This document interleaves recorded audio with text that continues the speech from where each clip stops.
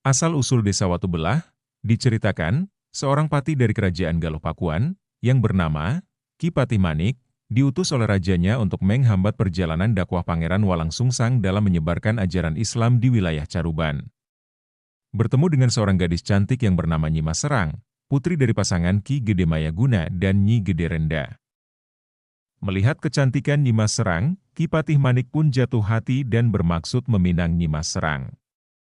Namun Nyi Mas Serang tidak begitu saja menerima pinangan Ki Patih Manik.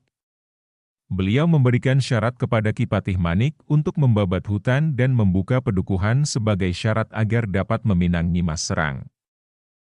Di saat yang bersamaan, Pangeran Walang Sungsang sedang berdakwah dan memperkenalkan ajaran Islam kepada Ki Gede Mayaguna dan Nyi Gede Renda.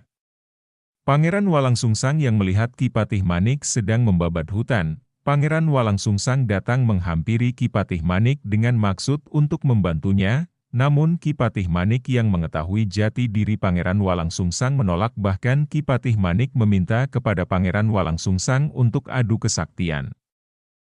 Akhirnya adu tanding pun tak dapat terelakkan, Ki Patih Manik dan Pangeran Walang Sungsang silih berganti saling serang dan mengeluarkan ilmu-ilmu yang dimilikinya.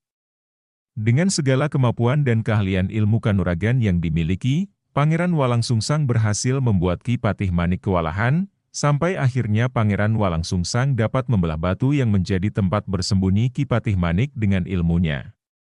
Ki Patih Manik pun melarikan diri menuju arah utara. Setelah Ki Patih Manik melarikan diri, Pangeran Walang Sungsang dan Ki Gede Mayaguna meneruskan membabat hutan yang ditinggalkan oleh Ki Patih Manik.